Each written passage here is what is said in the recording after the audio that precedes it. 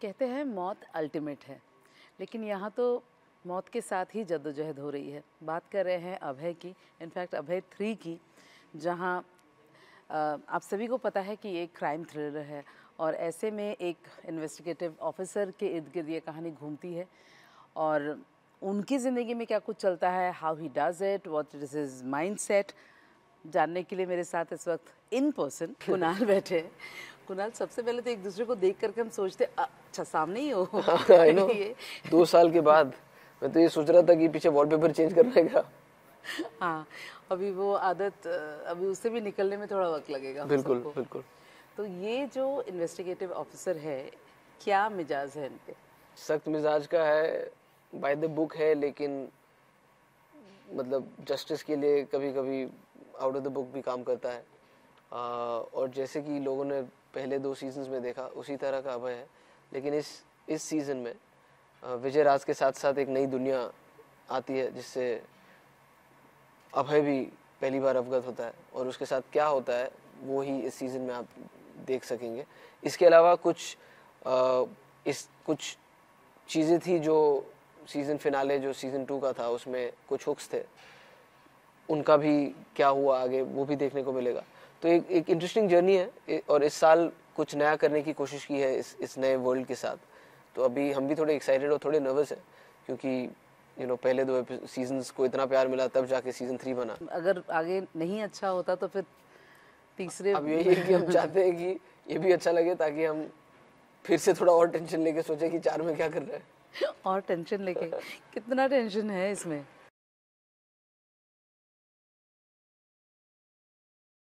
As a character अभय के साथ मैं क्या अलग करूं, और आई थिंक अलग के साथ साथ ये भी होता ना कि एक शो जो चला है उसकी कुछ चीज़ें लोगों को पसंद है जो आपको बरकरार भी रखनी है, क्योंकि आप एक नया ही शो बना देंगे तो फिर वो पता नहीं कहाँ जाएगा। लेकिन उसको मद्देनज़र रखते हुए भी इन्हीं किरदारों के साथ क्या नया किया जा सकता है, वो मेरे लिए एज एन एक्टर, कैन के लिए एज ए डायरेक्टर, Z5 के लिए एज ए प्लेटफॉर्म, वो सारी चीज़ें भी इंपॉर्टेंट होती हैं। लेकिन these are good problems to have. नहीं, as an actor of course आपको एक्सप्लोर करना अच्छा लगता है, आगे बढ़ना अच्छा लगता है और आजकल तो एक आर्टिफिशियल इंटेलिजेंस की दुनिया भी आ गई है जहाँ पर आपको पता भी नहीं है कि क्या कुछ होने वाला है। बिल्कुल। कुणाल, आप you are just not an actor जो सिर्फ मैं जितनी बार आपसे मिली हूँ, आपकी अपनी एक सोच, अपना एक वो होता है, you read a lot, I believe you. So ये जो हम फिल्में हों या फिर वेब सीरीज़ हो, हम लोगों की दुनिया बहुत अलग होती जा रही है। It's just not about one hero, one heroine and one villain. ये ग्रोथ आप किस तरह से देखते हैं? ये जो दायरा बढ़ता जा रहा है इंडस्ट्री में? आई थिंक ऑडियंसेस भी एक्सेस बढ़ गई है, access to information, access to entertainment हर एक के लिए। ये सिर्फ it's not only to the elite, because अभी वाईफाई सबके पास है, access to the world wide web सबके पास है। आजकल कुछ छोटे लोग, बच्चे इस तरह की बातें करें जो जैसे वो जो कुछ क्रिप्टो NFT जो मेरे तो समझ में नहीं आता है, but I think that's with every generation that changes. I think इसीलिए एक टाइम था जब 70s 80s में हम प्रॉपर एक हीरो एक विलन, और विलन मतलब पूरा ब्लैक, उसमें मतलब कोई उससे ब्लैक एंड लाइट ही नहीं होता होती था, थी उसमें, वो बुरा ही होता था। फिर एक दौर आया जब आई थिंक वो हम आपके कौन से शुरू हुआ, जब विलन ही हट गए, फिर विलन ही नहीं होते थे, सब अच्छा पारिवारिक फिल्में बनती थी तो विलन बचे ही नहीं थे। फिर से दोबारा विलन आए, लेकिन एक अलग शेड के साथ आया, अब हीरो विलन बनने लगे, एंटी हीरोज शुरू हो गए। हाँ। तो आई थिंक वो इस वजह से भी हो रहा है क्योंकि कहीं ना कहीं अब आप दुनिया भर के शोज और दुनिया भर की फिल्में देखने लग गए हैं, आपका खुद का माइंडसेट थोड़ा खुलने लगा है। सिर्फ मैं ही नहीं, बहुत सारे लोग कहीं कहीं अलग अलग चीज़ों के बारे में सोचने लगे, और जहाँ इसको हमने रियलिटी से जोड़ने की कोशिश की तो हमने ये देखा कि यार हर कोई आदमी एक्चुअली ग्रे ही होता है, तो ज़रूरी नहीं है कि हीरो में सिर्फ वाइट शेड्स और सारे ब्लैक विलन में ही है। तो आई थिंक, और उस सबसे ज़्यादा इंपॉर्टेंट ये है कि हमारी सोच के साथ साथ ऑडियंस की एक्सेप्टेंस मिलना। और आज क्योंकि OTT हो गया या फिल्मों में भी इन माध्यम में कहीं ना कहीं वो एक्सेप्टेंस आ गई है, इसीलिए एक्सपेरिमेंट्स बढ़ गए। अगर मैं पैंडमिक को परे रखूं और मैं सिर्फ कहूं कि ये ज़रिया आपको कहाँ तक लेकर गया, क्योंकि एज एन एक्टर आपने बहुत कुछ एक्सप्लोर किया जी। जो कि फिल्मों में शायद इतना एक्सप्लोर नहीं कर पाते हैं जितना वेब सीरीज़ में, बिकॉज यू हैव टाइम। बिल्कुल। तो ये आपके लिए क्या रहा? बहुत ही एक्साइटिंग और बहुत ही रिवॉर्डिंग और फुलफिलिंग भी रहा।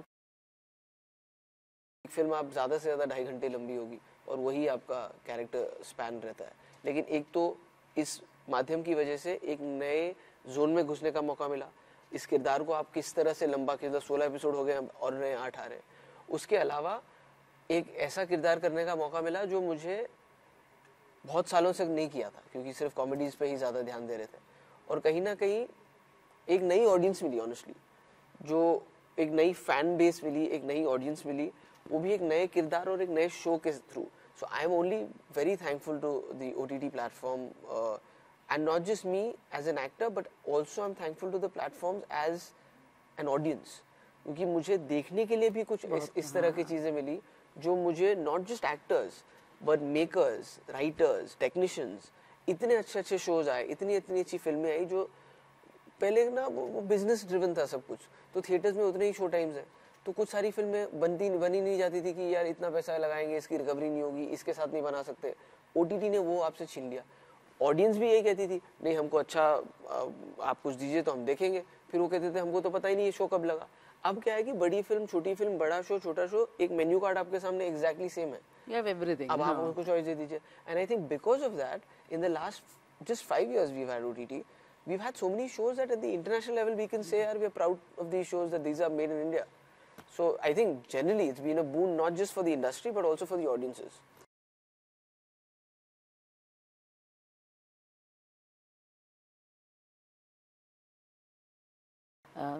कॉमेडी पे बहुत ज़्यादा ध्यान दें because you are an effortless actor, और हंसाना मुझे लगता है सबसे टफ काम होता है. मतलब यू कैन फॉल फ्लैट आराम से, लेकिन जिस तरीके से एक कंसिस्टेंसी बनी हुई थी, ऐसे में कुणाल ये इस तरह का किरदार बिल्कुल ऑपोजिट. आप मुस्कुराए भी हैं इस सीरीज में?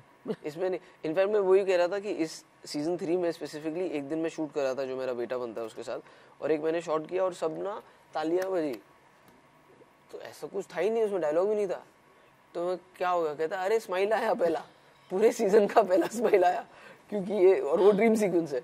तो बट वो किरदार है वैसा, और मुझे कहीं ना कहीं आई गेट वेरी एक्साइटेड जब अभय होता है ना कि अभय शुरू हो रहा है, you will get back, it's your journey, it revolves around you. ये एक अलग ही पहचान भी और एक हाई देता है. It's your series.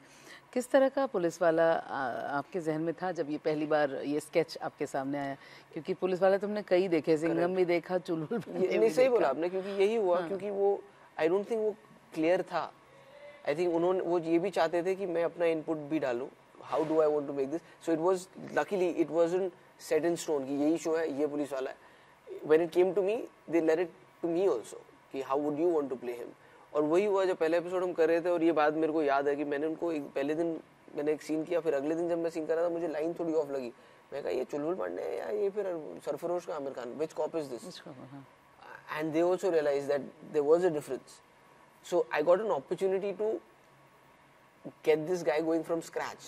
It was never written कि ये हंसता नहीं है. It just so happened कि वो हंसता नहीं है. या बहुत सारे और ऐसे nuances थे. Right from the kada, I wanted to wear a kada, you know, to play this cop. The kind of hairstyle that I wanted to do. So I feel that I created this fictional character who now I seem to know, because now even if the writers change or dialogue writer changes, I will know that this line is not Abhay or this costume is not Abhay. So it's weird, but it's interesting when I've never felt that before. Cinema की दुनिया में क्या हो रहा है? Cinema की दुनिया में भी काम चल रहा है. एक्चुअली तो पहले तो यही डर था कि सिनेमा की दुनिया कब खुलेगी और क्या लोग वापस आएंगे. बट आई डू थिंक कि वो थोड़ी मॉडिफाई ज़रूर होगी, क्योंकि मुझे लगता है कि सिनेमा की दुनिया में अब आप फ्लैट नहीं चल सकते हो, because now in public audience जो है अब वो इंटेलिजेंट तो थी, लेकिन और ज़्यादा वो अभी इवॉल्व हो चुकी है. मुझे उसके अलावा भी ऐसा लगता है ना कि इंटेलिजेंस तो 100%, कंटेंट तो हमें वैसे भी देना चाहिए.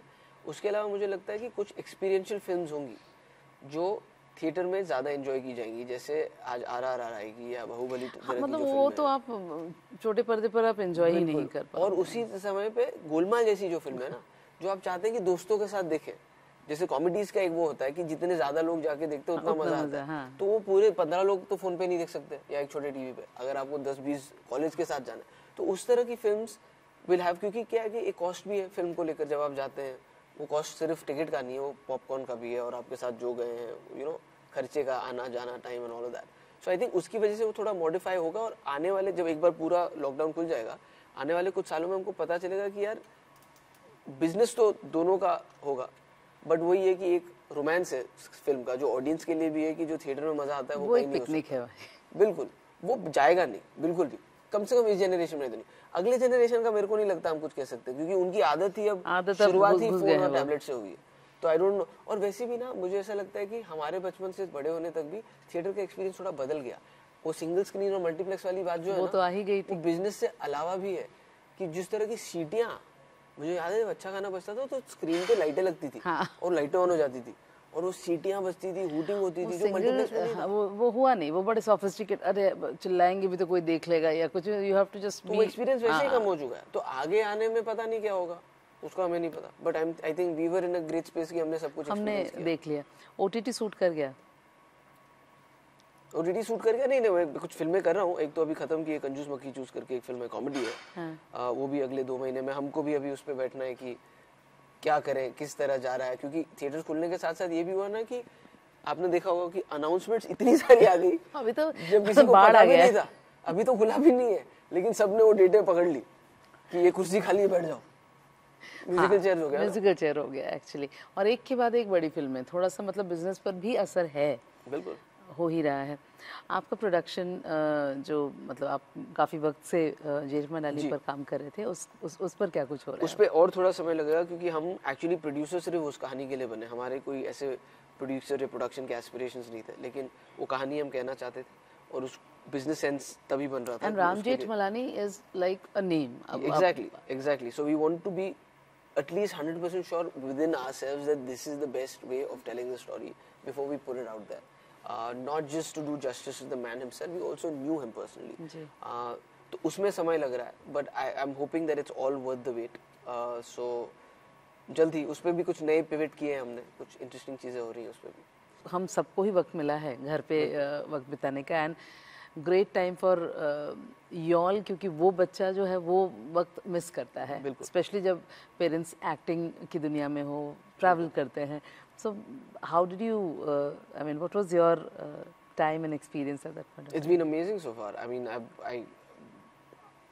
I don't know how to express it in concise words, but कहते ना बच्चा को बड़े होते हुए देखा। बिल्कुल, आई थिंक वो एक ही ब्लेसिंग इन डिसगाइज थी इस पूरे पैंडेमिक में कि हम दोनों को मौका मिला कि हम 24 घंटे वहाँ रहे, and for the child also to have both their her parents 24/7 and also in such integral years.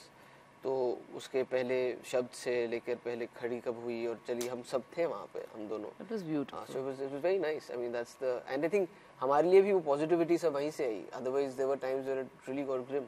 I think you make a great couple on screen as well. Thank you so much. लेकिन हमने वही कहा कि just because we are a couple, it's not like we are looking for something.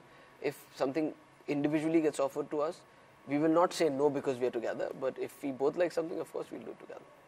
Thank you so much. और फिलहाल तो अभय 3 की journey में हम सब शामिल होने को तैयार हैं, और बहुत जल्द ये ZEE5 पर दिखेगा, तो ऑफ कोर्स आपके पास 8 अप्रैल को। सो अभी बाढ़ तो ज़रूर है, लेकिन देखना सब कुछ घर पर है, कभी भी देख लीजिए। बिल्कुल। Thank you so much.